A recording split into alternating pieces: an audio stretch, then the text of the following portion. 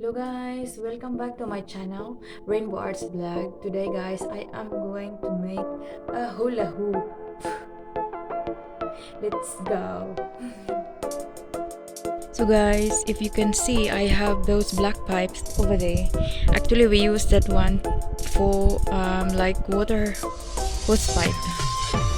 So see, the other one is there, but we don't use that one. So I'm gonna use that short one to make a hula hoop.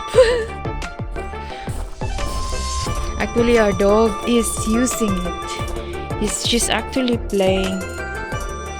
See, she's actually biting this one. I hope this one will work.